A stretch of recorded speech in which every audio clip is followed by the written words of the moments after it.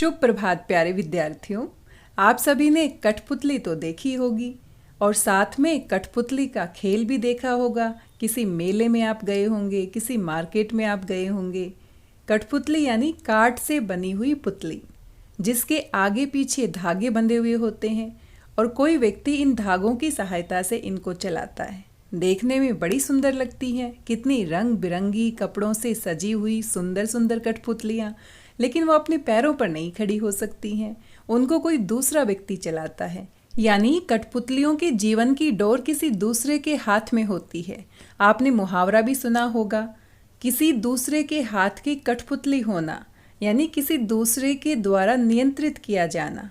कठपुतलियाँ आज़ाद नहीं होती हैं, हमारी तरह वो अपनी मर्जी से नहीं चल सकती हैं। कहीं भी जाना चाहें वहाँ नहीं जा सकती हैं। अब इन सब के बीच में क्या आप सोच सकते हैं, किसी कठपुतली को गुस्सा भी आ सकता है? क्या कोई कठपुतली कुछ नई बात भी सोच सकती है? आज हम पढ़ने वाले हैं ऐसी ही एक कविता कठपुतली, जिसमें कठपुतली को गुस्सा आ जाता है और गुस्से में वो क्या क्या सोचती है ये तो कविता पढ़ने के बाद ही हमें पता चलेगा। और इस कविता को लिखा है भवानी प्रसाद मिश्र जी ने, यानी इसके कवि का नाम है भवानी प्रसाद मिश्र और हमारी कविता का नाम है कठपुतली। आइए पढ़ते हैं कविता कठपुतली। चित्र में आप देख सकते हैं कठपुतली धागों से बंधी है और किसी दूसरे व्यक्ति के हाथ उसको चला रहे हैं। जब कोई दूसरा व्यक्ति उसको चलाता है तो बीच में कठपुतली को बड़ा गुस्सा आता है और उसके मन में कुछ सवाल उठते हैं।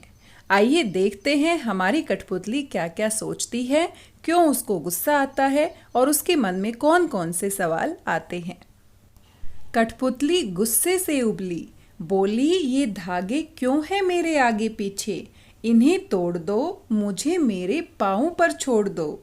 सुनकर बोली और कठपुतलियाँ कि हाँ बहुत दिन हुए हमें अपने मन के छंद छुए।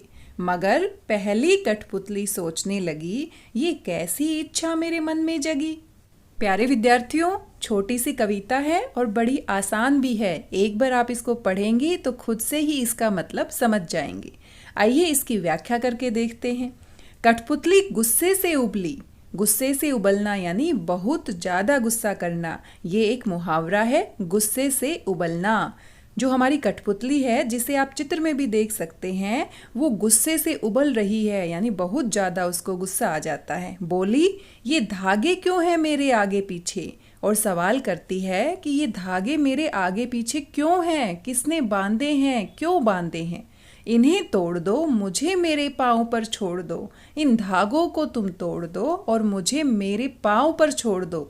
पाँव पर छोड़ना यानी आज़ाद करना, अपने हाल पर छोड़ना। कठपुतली अपनी मर्जी से कुछ भी नहीं कर सकती है, उसको दूसरों पर निर्भर रहना पड़ता है। उसकी आज़ादी उसके हाथ में नहीं है। इसीलिए एक दिन अचानक से किसी कठपुतली को बहुत गुस्सा आता है और गुस्से में वो बोलती है कि ये धागे जो मेरे आगे पीछे बांधे हैं ये किस लिए हैं, इनको तोड़ दो और मुझे मेरे हाल पर छोड़ दो। यानी कठपुतली आज़ाद होना चाहती है, क्योंकि आज़ादी हर व्यक्ति को प्यारी होती है। इसी तरह कठपुतली को भी अपनी आज़ादी के बारे में ख्याल आता है कि क्यों ना हम भी आज़ाद हो जाएं, हम भी अपने पैरों पर खड़े होकर खुद से चल पाएं, कोई दूसरा व्यक्ति हमें ना चलाए। जब एक कठपुतली ये सारी बातें बोल रही थी गुस्से से, तो दूसरी कठपुतलियाँ इन बातों को सुनती हैं। सुनकर बोली और कठपुतलियाँ, और यानी दूसरी कठपुतलियाँ कि हाँ बहुत दिन हुए हमें अपने मन के छंद छुए। तो वो कठपुतलियाँ भी उसकी बात सुनती है और क्योंकि वो भी किसी दूसरे के हाथों के द्वारा चलाई जाती हैं, तो वो कठपुतली के मन का दुख समझती हैं और कहती हैं कि हाँ तुम सही कहती हो, बहुत दिन हुए हमें अपने मन के छंद छुए। मन के छंद छूना यानी मन में खुशी का आना। पहली कठपुतली की बात सुनकर दूसरी कठपुतलियाँ भी कहती हैं कि हाँ तुम ठीक कहती हो, कितने दिन हो गए हमारे मन में किसी प्रकार की कोई खुशी नहीं हुई है, क्योंकि हम आज़ाद नहीं हैं, हम दूसरों के हाथ में बंधे हुए हैं। दूसरे व्यक्ति हमें नियंत्रित करते हैं और इसीलिए हमें किसी प्रकार की खुशी का अनुभव नहीं होता है। मगर पहली कठपुतली सोचने लगी, ये कैसी इच्छा मेरे मन में जगी। जब दूसरी कठपुतलियां भी अपने मन की बात कहती हैं तो पहली कठपुतली अब दोबारा से सोचने लगती है कि ये कैसी बातें मैं सोच रही हूँ, ये कैसी इच्छा मेरे मन में जग गई है, आज़ाद होने की ये कैसी अभिलाषा मेरे मन में आ गई है। पहले तो एक कठपुतली सिर्फ अपने बारे में सोच रही थी कि मेरे आगे पीछे ये धागे क्यों हैं, लेकिन जब सारी कठपुतलियां उसके सुर में सुर मिलाती हैं तो पहली कठपुतली थोड़ा रुकती है और वो सोचती है कि ये मैं क्या क्या सोच रही हूँ, क्योंकि अब पहली कठपुतली के साथ साथ दूसरी कठपुतलियों की आज़ादी की जिम्मेदारी भी उसके कंधों पर आ गई है। और जब हम अकेले होते हैं, सिर्फ अपने बारे में सोचते हैं, तो सिर्फ अपनी जिम्मेदारी हमारे ऊपर होती है। लेकिन दूसरे व्यक्ति जब हमसे जुड़ जाते हैं तो हमें बहुत सोच समझ के काम करना पड़ता है। दूसरी कठपुतलियों की जिम्मेदारी आने की वजह से पहली कठपुतली दोबारा से सोचती है कि क्या आज़ादी पाने की ये इच्छा सही है या सिर्फ गुस्से में आकर ही मुझे इस तरह की बातें करनी चाहिए, क्योंकि अब मैं अकेली नहीं हूँ, दूसरी कठपुतलियाँ भी मेरे साथ जुड़ना चाहती हैं। तो किसी भी काम को करने के लिए बड़ी समझदारी से, सूझबूझ से आगे बढ़ने की ज़रूरत होती है। इसीलिए पहली कठपुतली थोड़ा सा रुक कर सोचती है कि अगर हमें आज़ादी प्राप्त करनी है तो सिर्फ गुस्से में आकर ही हम कोई कदम नहीं उठा सकते, बल्कि सोच समझकर अच्छे से विचार करके हमें आगे बढ़ना चाहिए। इसीलिए वो पूछती है कि ये कैसी इच्छा मेरे मन में जगी, क्या ये इच्छा सही है, क्या ये पूरी हो पाएगी, इसको पूरा करने के लिए हमें किस तरह से काम करना होगा। ये सारी बातें कठपुतली के मन में आती हैं। प्यारे विद्यार्थियों, कैसी लगी आपको कविता? छोटी सी कविता है लेकिन बड़ी ही अच्छी कविता है। और हमें भी अपनी आज़ादी कितनी प्यारी होती है। हम किसी दूसरे के अधीन नहीं रहना चाहते, तो कठपुतली का सोचना बिल्कुल सही है, क्योंकि कब तक हम दूसरों के हाथों में अपने जीवन की डोर थमा कर रखेंगे। हमारा भी मन करता है, सभी का मन करता है कि सभी आज़ाद रहें, चाहे वो पक्षी हो, चाहे वो कठपुतली हो, चाहे वो जानवर हो, चाहे वो इंसान हो, क्योंकि आज़ादी सबको प्यारी होती है। कविता को पढ़ने के बाद आइए देखते हैं अभ्यास के प्रश्न और उत्तर। कुछ प्रश्न आपसे पूछे गए हैं, कविता से कुछ प्रश्न हैं। सबसे पहला प्रश्न है, कठपुतली को गुस्सा क्यों आया? अभी अभी हमने कविता पढ़ी है, कठपुतली को गुस्सा क्यों आता है?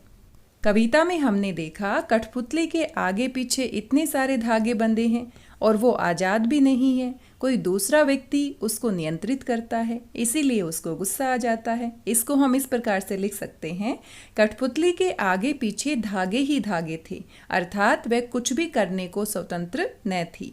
वह पराधीन रहकर जीवन बिता रही थी। पराधीन यानी दूसरों के अधीन रहना, गुलाम रहना। ऐसा जीवन उसे लंबे समय से जीना पड़ रहा था। अपनी स्वतंत्रता की चेतना जागृत होने पर कठपुतली को गुस्सा आया। जब उसने अपनी स्वतंत्रता के बारे में, अपनी आज़ादी के बारे में सोचा तो उसको बहुत गुस्सा आया। दूसरा प्रश्न है, कठपुतली को अपने पाँवों पर खड़ी होने की इच्छा है, लेकिन वह क्यों नहीं खड़ी होती है? सोचकर बताइए। कठपुतली को अपने धागे देखकर गुस्सा आता है और गुस्से में वो कहती है कि ये धागे मेरे आगे पीछे क्यों हैं, इनको तोड़ दो, मुझे मेरे हाल पर छोड़ दो। लेकिन बाद में जब बाकी दूसरी कठपुतलियों की जिम्मेदारी उसको महसूस होती है, तब वह सोचने लगती है कि इस प्रकार की इच्छा मेरे मन में क्यों जगी है। कठपुतली को अपने पाँवों पर खड़ी होने की इच्छा है, लेकिन वह खड़ी नहीं हो पाती है, क्योंकि उस पर बाकी कठपुतलियों की स्वतंत्रता की जिम्मेदारी आती है। अकेले उसी के स्वतंत्र होने से कोई बात नहीं बनने वाली है। आवश्यकता है सभी कठपुतलियों के स्वतंत्र होने की। और इसीलिए कठपुतली अपने पाँव पर खड़ी तो होना चाहती है, लेकिन बाद में उसके बारे में अच्छे से सोचती है, क्योंकि किसी भी काम को हम मिलकर ही पूरा कर सकते हैं। हमारे देश की आज़ादी की लड़ाई आप देख सकते हैं, इतिहास में हम पढ़ते हैं कि किस प्रकार से जब सारे के सारे भारतवासी एकजुट हो गए तो हमने अंग्रेजों से अपनी आज़ादी को प्राप्त कर लिया था। कोई एक व्यक्ति आज़ादी को प्राप्त नहीं कर सकता था। तो यहाँ पर भी कोई एक कठपुतली अपनी आज़ादी को प्राप्त नहीं कर पाएगी। सभी कठपुतलियों को मिलकर कोशिश करनी होगी। अगला प्रश्न है, पहली कठपुतली की बात दूसरी कठपुतलियों को क्यों अच्छी लगी? हमने देखा कि जैसे ही एक कठपुतली अपनी आज़ादी के बारे में सोचती है तो उसकी बात सुनकर दूसरी कठपुतलियाँ भी उसकी हाँ में हाँ मिलाती हैं। तो ऐसा उनको क्यों लगा? पहली कठपुतली की बात सभी कठपुतलियों को अच्छी लगी। अच्छी इसलिए लगी कि अन्य कठपुतलियां भी इस बंधन से मुक्त होकर अपने जीवन की आज़ादी चाहती थी। आखिर स्वतंत्रता सबको अच्छी लगती है और वे भी स्वतंत्र होना चाहती थी। इसीलिए पहली कठपुतली की बात सभी कठपुतलियों को अच्छी लगती है। प्रश्न नंबर 4 है, पहली कठपुतली ने स्वयं कहा कि ये धागे क्यों हैं मेरे आगे पीछे, इन्हें तोड़ दो, मुझे मेरे पाँव पर छोड़ दो। तो फिर वह चिंतित क्यों हुई कि ये कैसी इच्छा मेरे मन में जगी। नीचे दिए वाक्यों की सहायता से अपने विचार व्यक्त कीजिए। आपके पास 4 उत्तर हैं और चारों उत्तर में से एक उत्तर आपने चुनना है। उसे दूसरी कठपुतलियों की जिम्मेदारी महसूस होने लगी। उसे शीघ्र स्वतंत्र होने की चिंता होने लगी। वह स्वतंत्रता की इच्छा को साकार करने और स्वतंत्रता को हमेशा बनाए रखने के उपाय सोचने लगी। वह डर गई क्योंकि उसकी उम्र कम थी। तो इन सभी में से कौन सा उत्तर आपका होगा? उसे दूसरी कठपुतलियों की जिम्मेदारी महसूस होने लगी। कुछ प्रश्न हमारे कविता से आगे दिए गए हैं, आइए इनको भी देखते हैं। बहुत दिन हुए हमें अपने मन के छंद छुए, इस पंक्ति का अर्थ और क्या हो सकता है?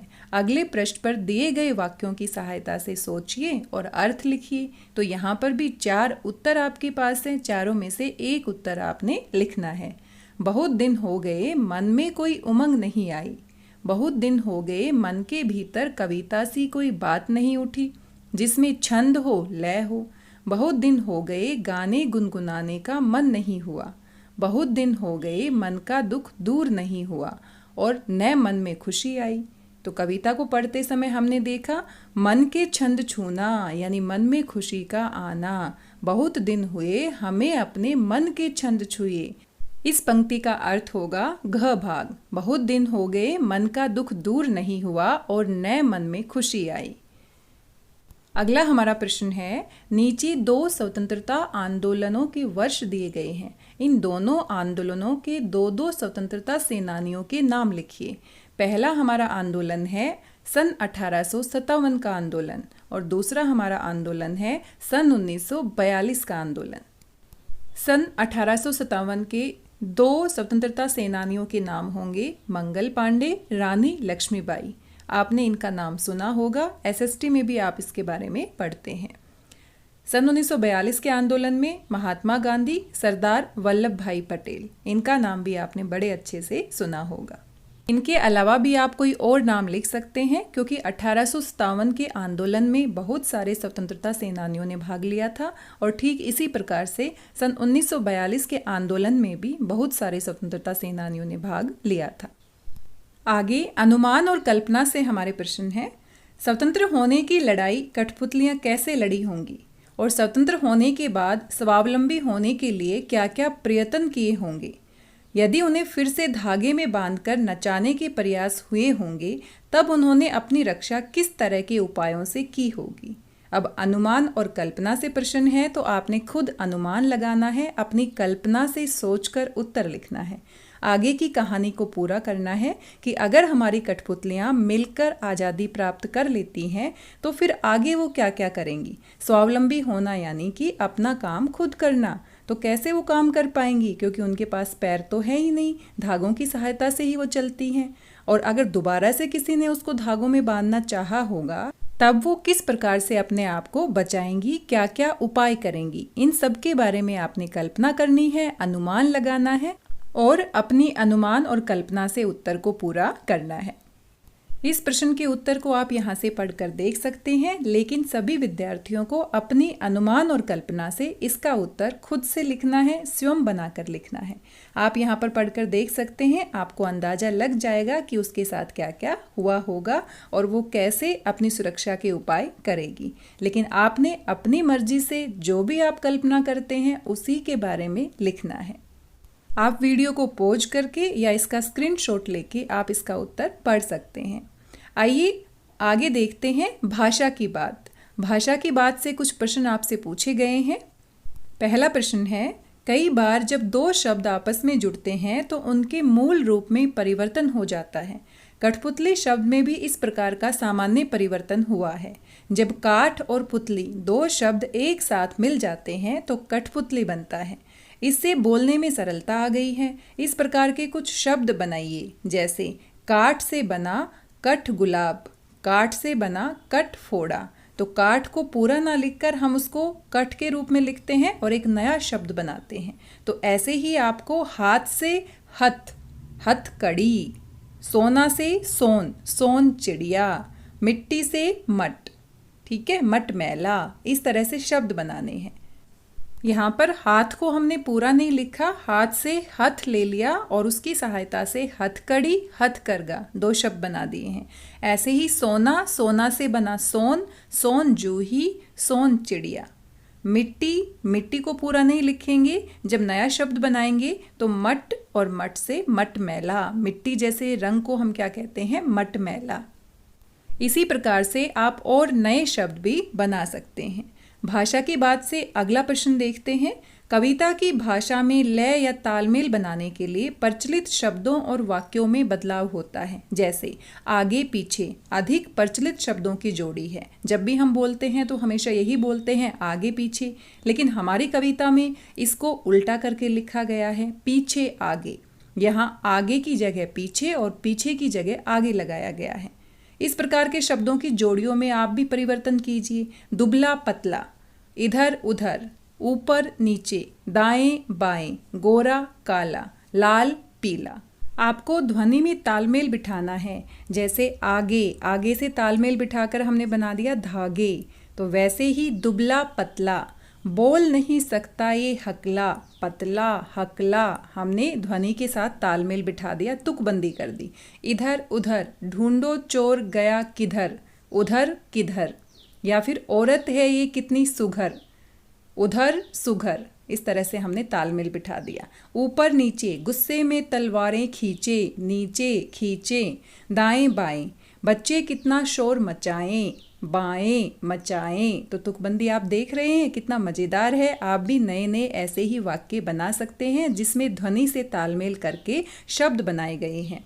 गोरा काला, सैनिक ने जब फेंका भाला, काला भाला।